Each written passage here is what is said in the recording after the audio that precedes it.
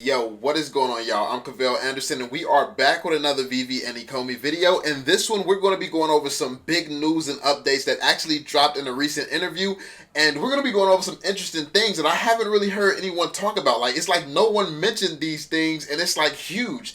So it's confirmation of a lot of things that we have already discussed and exposed on this channel and connected the pieces together and stuff like that. The stuff that we have done already on this channel, even more has been confirmed. So as of lately, we've been having Dave and freaking Dan like just confirming a lot of our speculation and theories on here. Because listen, when I speculate and come up with theories, it's not just randomly grabbing out of thin air. It's usually following a trail of breadcrumbs that they left to begin with. So it's interesting seeing things actually become confirmed, and this is going to be huge. So before we jump into it, be sure to drop that thumbs up on the video, subscribe to the channel if you're new, and turn on notifications so you stay updated with everything going on. Also follow me on social media, links down below in the description. But yeah, man, so this is lit, man. So starting out, one thing that they talked about in this one, we're going to be just going through the list of some of the things that they talked about. So one thing, shout out to Veve, is that new brands have been coming on every single week. This is interesting. I know that they said that their phone's been ringing off the hooks, and they've been having companies that they reached out to back when they was like a little small nothing company, and now that they getting all this clout and hype and stuff, everybody wants in now.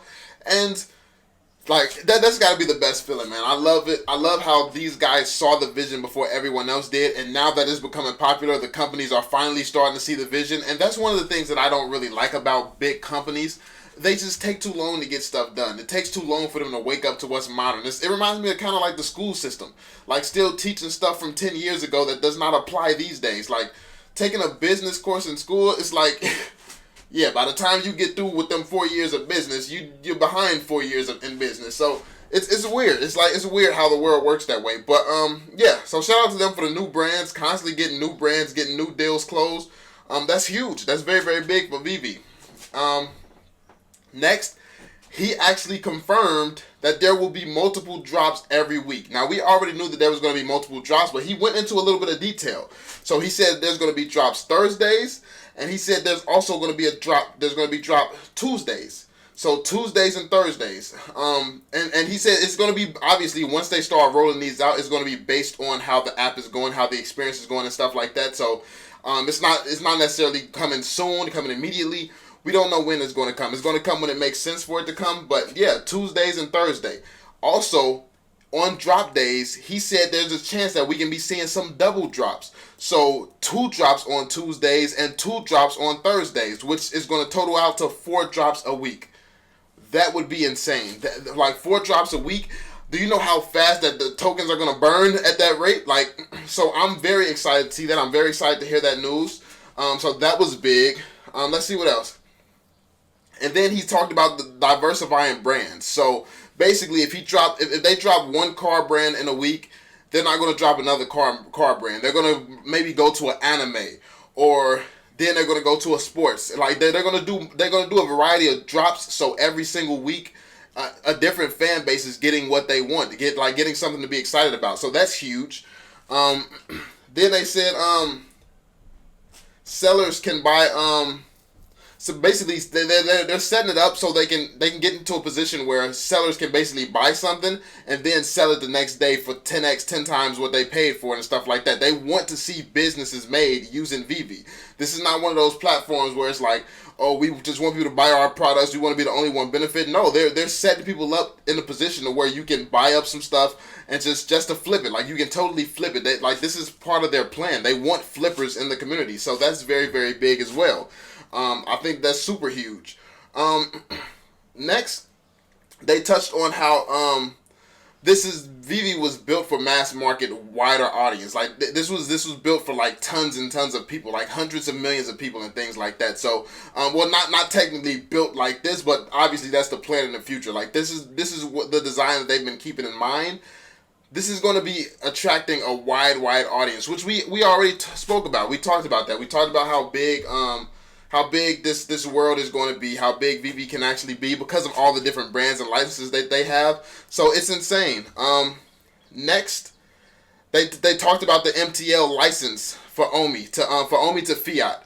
they said that should be coming within 3 months. He said it should be coming within 3 months, like 3 months, maybe longer if things don't go as planned. But yeah, he said within 3 months we should be seeing Omi to fiat currency, and that's good because then you'll be able to actually do a flip. If you do a flip, you'll sell a flip on Veve, and then you'll be able to instantly send that money back to your bank account, and you actually secured your profits. You have your profits. You can feel good because it's not just in gems format. It's actually in your bank account.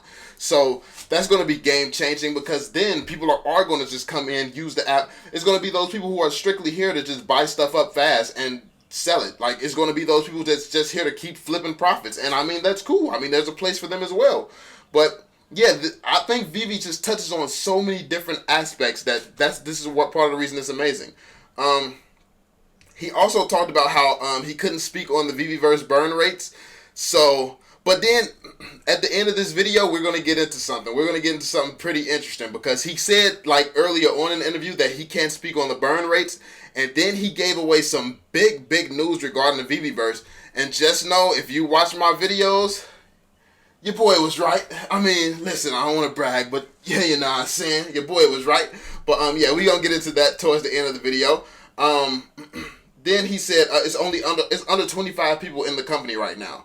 Under 25 people in the company. That's insane. So them doing all this work, keeping 200,000 people plus entertained and making an app, like, it's insane. It's just insane how many people they have and what they're able to accomplish. So Veve actually outsources to AAA studios as well. So that AAA studio, I mean, different people coding something, it does not matter how high quality, how high level it is. It can be a mess sometimes having different people, different studios code projects and things like that. It's just because they're like experienced doesn't necessarily change that. So I mean, unless they're working with the same people, like, it's good that they're bringing in their own in-house developers because I think that's going to be needed. You're going to need some type of structure. You're going to need some type of consistency within your code so it doesn't take a long time to change these things. Because if you have something that's coded one way and the person who has to modify this code programs in a completely different way, it could take forever to redo something. You might have to completely redo that thing over depending on how different and how good or bad the code is.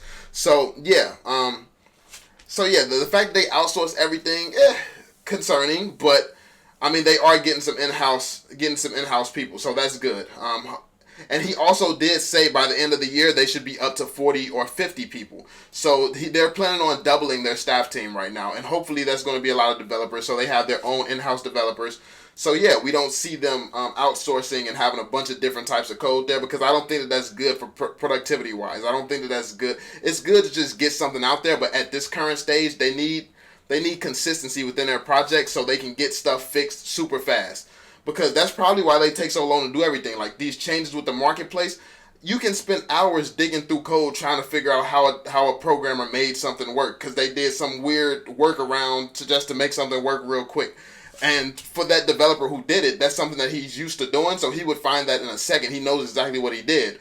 For a developer who codes to different standards, that could be damn near impossible to find. It would take forever to find certain things. So, yeah, that's definitely something that I've been thinking about.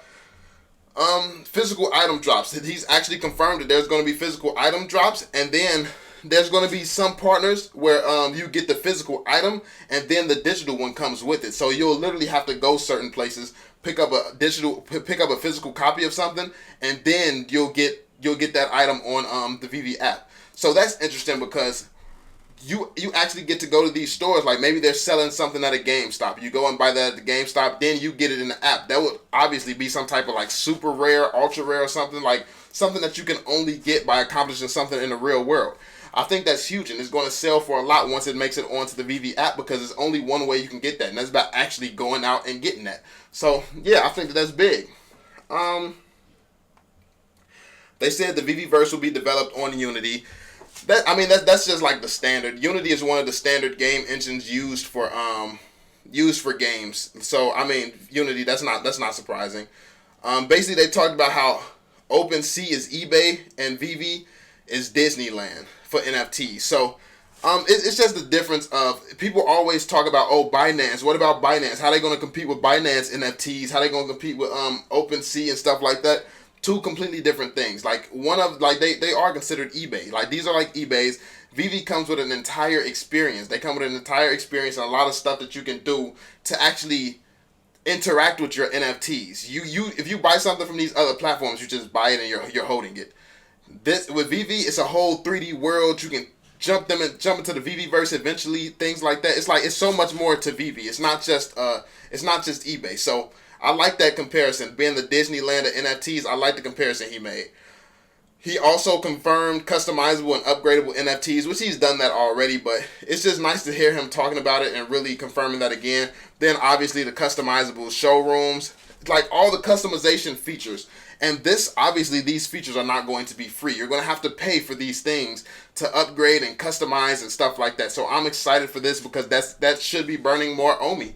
That should burn more Omi and make us all more profitable. So yeah, that's huge. Then he talked about the drivable DeLorean and augmented reality. Then he talked about how so basically this part didn't sound as interesting to me, but the drivable DeLorean and augmented reality, where you can set up cones and drive on a custom track that you make, but it's really like it was described like a little bit boring. So hopefully it's not as boring as it was described, because he said, oh, so you can drive the DeLorean. Maybe you'll be able to set up cones and drive around the cones. Like that's one of the most boring descriptions I've ever heard of something. So hopefully it's a little bit more complex than that, where you can have a whole arena built or something, and you're not just like, you can just put cones around your room or something, because that would be trash. But so yeah, that, and then multiplayer racing. He talked about multiplayer racing. So yeah, you will be able to grab people from the real world and or on Veve and play with them on your little track or whatever that you build. One thing that I didn't like, the wording be kind of weird for me. So he said mini games inside of the Veveverse. So I'm hoping that we have more of a gaming experience than just mini games. Because when I think of mini games, I think of like, I don't know, like a tic-tac-toe board popping up and you play tic-tac-toe, or a Connect 4 board popping up and you drop like something like that.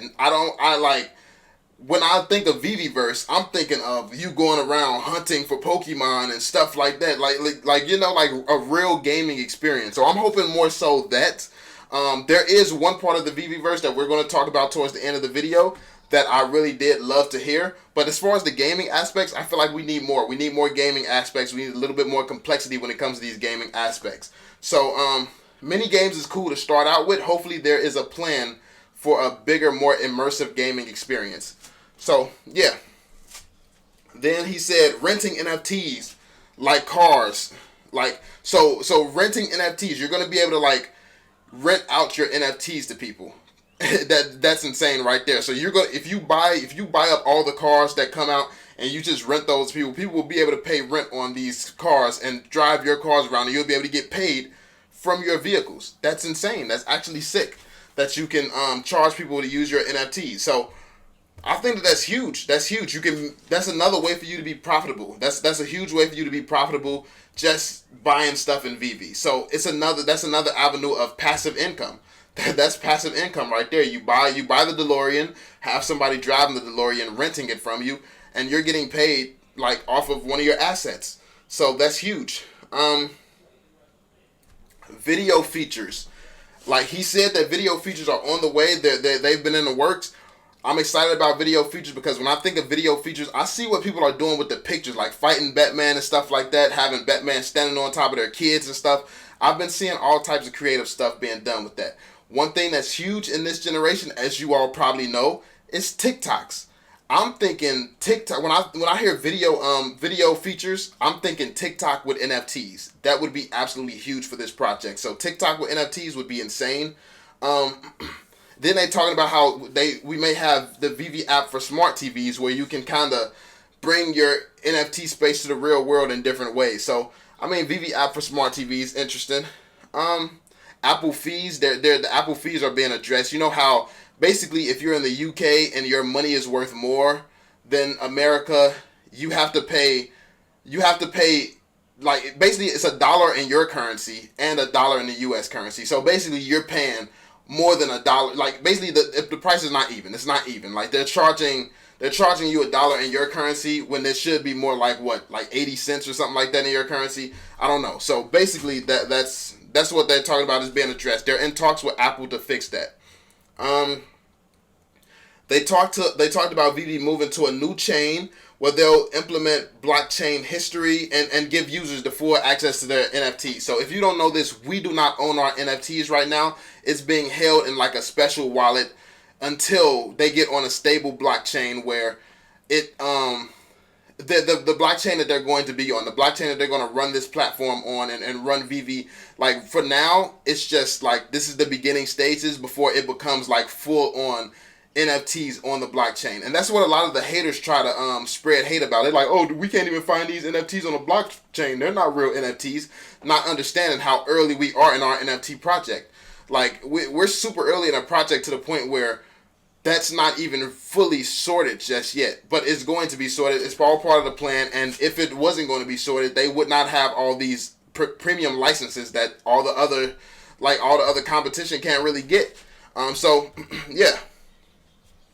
They also said one thing that could be concerning for some people is they said licensors decide if certain brands can be moved from Veve or not.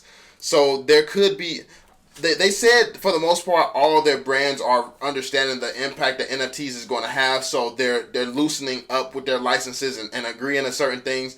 But it is really within these IPs' power to say these cannot be taken off of Veve. And at that point where it's like, dude, who owns it? Because if you paid for this NFT, but you can't do what you want with it, is it actually yours? So that could be a problem in the future if they cannot get permission to let people take their NFTs off platform. Like, even though some people would not, like me personally, I have no interest or no intentions to take any of my NFTs off of the Veve platform, but people want that freedom. Like, they don't want to feel like you say you're offering something and you're not really offering that. So I can see that problem upcoming in the future. Hopefully they get that solved and sorted though. One thing he said was that we're 2 years away from a true metaverse.